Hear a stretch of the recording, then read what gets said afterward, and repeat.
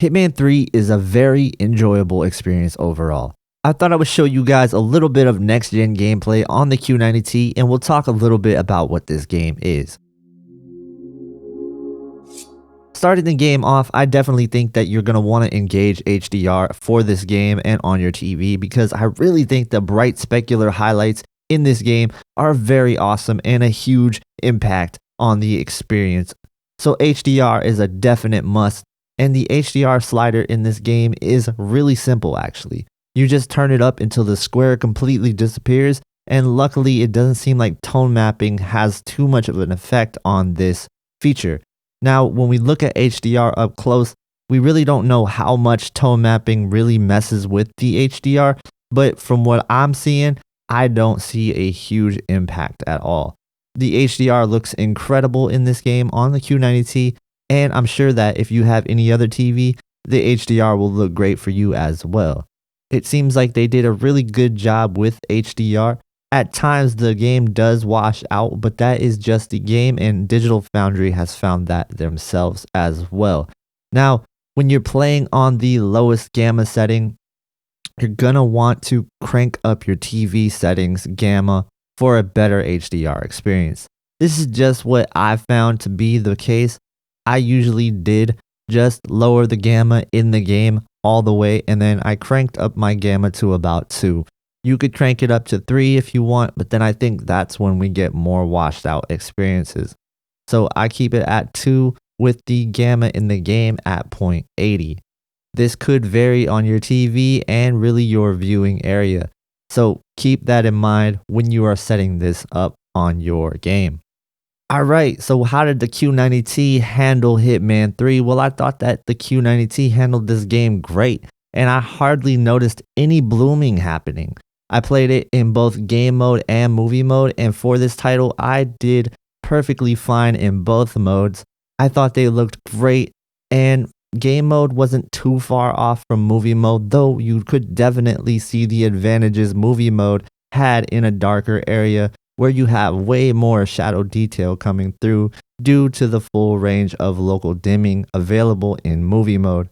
Now you won't feel any real big input lag in movie mode due to the pace of the game. You're not really doing any twitch or fast moving action, so it is very welcomed to just play this game in game mode, especially if you're running at 120 Hz, then you definitely won't notice it in movie mode.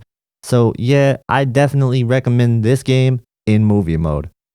And really, when you play it, it feels kind of like it should be a movie anyway, so it's just really fitting. Alright, so let's get to what the game is all about.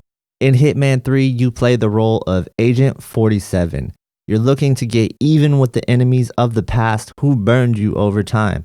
I like to think of Hitman as a stealth action game, and it delivers well on that.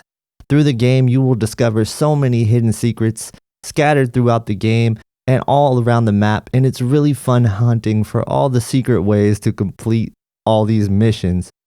You'll be really amazed at how many different ways you could kill people in this game to complete your mission, whether it's through rat poison or just taking them out. It is a cool experience, and there's just so many different ways to complete your objectives.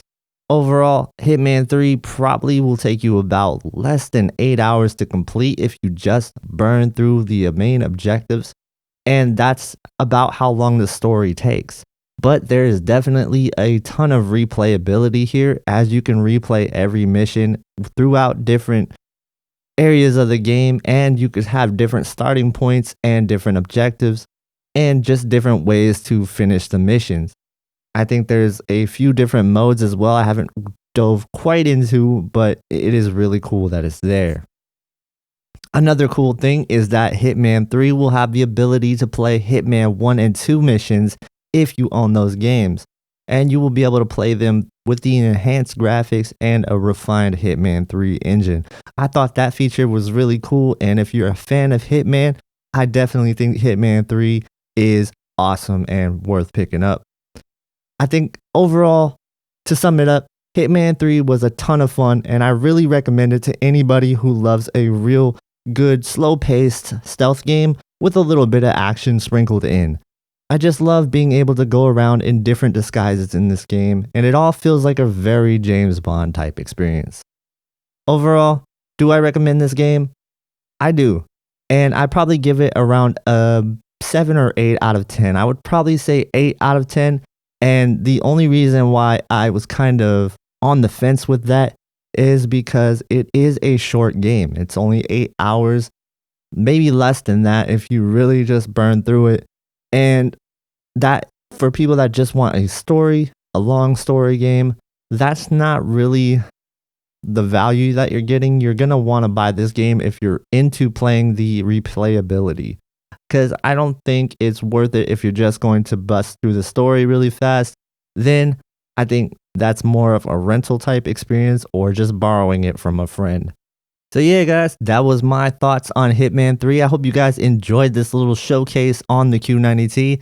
Overall, the Q90T did a great job with this game, and playing a game like this definitely reminds me that this is a great gaming TV.